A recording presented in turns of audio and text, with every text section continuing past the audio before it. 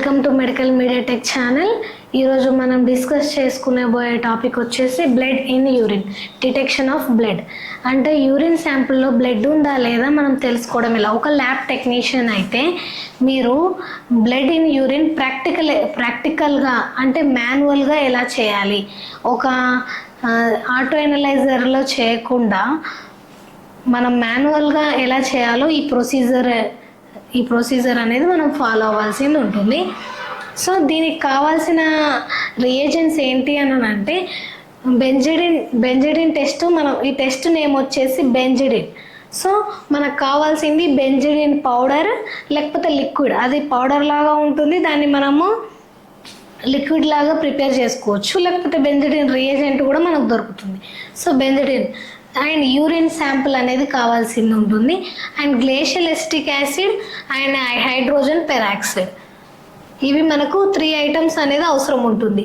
Reagents వచ్చేసి hydrogen peroxide, glacial acetic acid and benzidine solution. ఈ 3 సొల్యూషన్స్తో మనం ఈ టెస్ట్ అనేది యూరిన్లో బ్లడ్ ఉందా లేదా ఈ టెస్ట్ అనేది మనం చేయొచ్చు. అంటే ఫస్ట్ మనం వచ్చేసి ఒక టెస్ట్ ట్యూబ్ అనేది తీసుకోవాల్సింది ఉంటుంది. దీంట్లో మనం 3 ml ఆఫ్ యూరిన్ శాంపుల్ తీసుకోవాలి. దీన్ని కొంచెం హీట్ చేసి మళ్ళీ దాన్ని నార్మల్ టెంపరేచర్కి వచ్చేలాగా కూల్ కూడా చేయాలి. నార్మల్ హీట్ చేసి కూల్ చేసిన యూరిన్ కావాలి, and hydrogen peroxide, glacial acetic acid, benzidine solution కాబట్టి.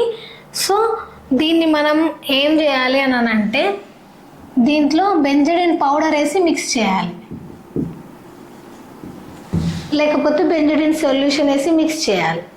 సో తర్వాత 3 ml ఆఫ్ యూరిన్ తీసుకున్నాం కదా, బెంజిడిన్ సొల్యూషన్ వేసి మనము ఓన్లీ ఒక పించ్ ఆఫ్ బెంజిడిన్ రియేజెంట్, అంటే ఒక 2-3 డ్రాప్స్ ఆఫ్ రియేజెంట్, లేకపోతే 1 స్పాచులా ఆఫ్ బెంజిడిన్ పౌడర్.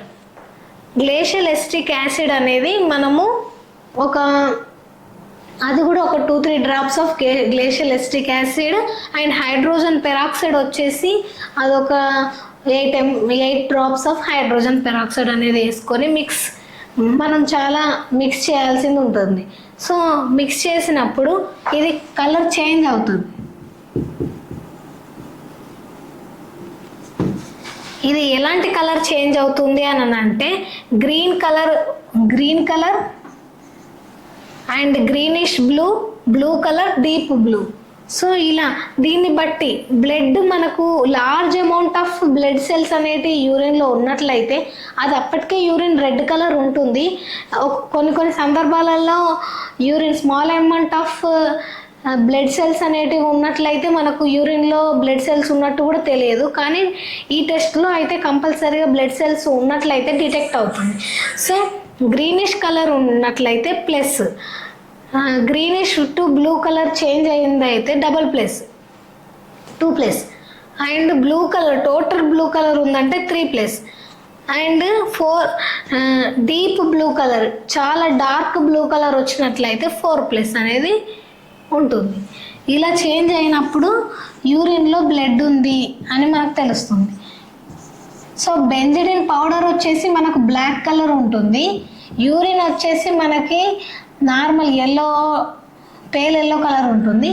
ఈ glacial acetic acid white colour ఉంటుంది, హైడ్రోజన్ పెరాక్సైడ్ కూడా వైట్ కలర్ ఉంటుంది. కానీ అలా ఉన్న యూరిన్ ఇప్పుడు మనకు బ్లూ కలర్గా చేంజ్ అవ్వాలి, గ్రీన్ కలర్ లేకపోతే డార్క్ బ్లూ కలర్ చేంజ్ అయినప్పుడు మనకి బ్లడ్ ఇన్ యూరిన్లో బ్లడ్ ఉందా లేదా తెలుస్తుంది.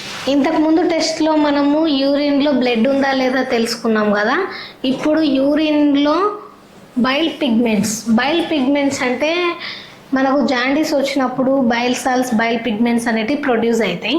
సో ఇప్పుడు బైల్ పిగ్మెంట్స్ అనేటివి మన యూరిన్లో ఉందా లేదా అని తెలుసుకోవడం, అంటే జాండీస్ ఉందా లేదా, ఇది డిటెక్ట్ చేసే టెస్ట్ వచ్చేసి మనకి బైల్ పిగ్మెంట్స్. ఈ టెస్ట్ని మనము ఫౌచెట్స్ టెస్ట్ అని అంటాం. ఫౌచెట్స్ టెస్ట్. సో దీనికి మనకు కావాల్సింది ఏంటి అంటే టెస్ట్ ట్యూబ్ ఒకటి కావాలి,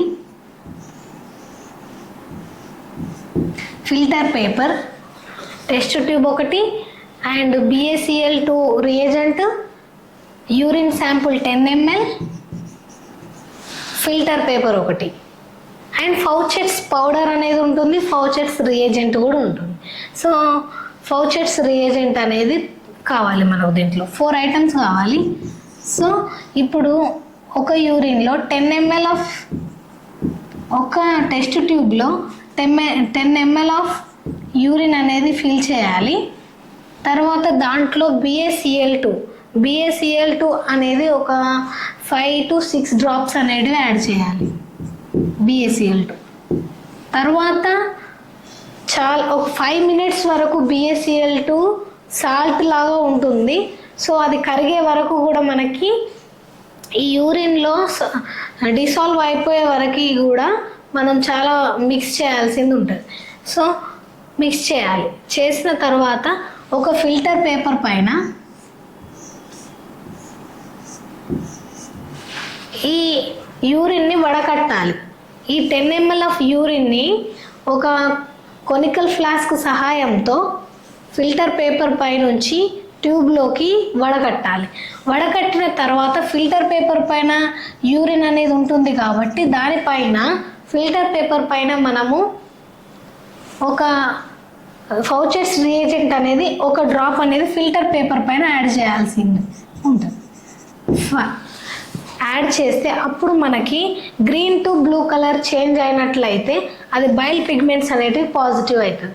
క్లియర్గా చెప్పాలంటే ఇప్పుడు మనకి BaCl2, Fouchet's reagent, filter paper and conical flask and ఒక టెస్ట్ ట్యూబ్ ఇది అవసరం ఉంటుంది. ఒక టెస్ట్ ట్యూబ్లో 10 ml ఆఫ్ యూరిన్ తీసుకొని దాంట్లో BaCl2 యాడ్ చేసి 5 minutes మిక్స్ చేసి ఆ తర్వాత దాన్ని కొనికల్ ఫ్లాస్క్ నుండి టెస్ట్ ట్యూబ్లోకి ట్రాన్స్ఫర్ చేసి ఆ తడిగా ఉన్న ఫిల్టర్ పేపర్ పైన యూరిన్ ఉంటుంది కాబట్టి కొంచెం ఒక 2-3 drops of 1 drop of Fouchet's reagent వేసినట్లయితే సో అది కలర్ చేంజ్ అయినప్పుడు green to blue colour change అయినప్పుడు బైల్ పిగ్మెంట్స్ అనేది పాజిటివ్ అని అర్థం.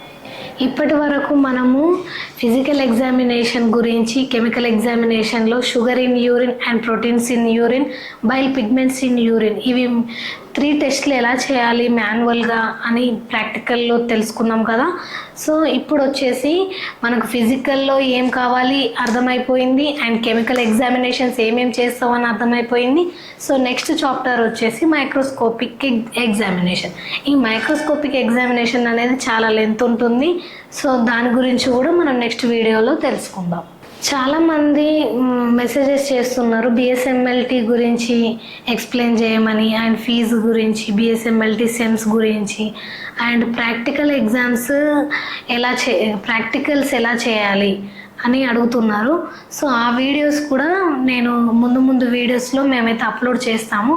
దయచేసి చూస్తూ ఉండండి. Thank you for watching.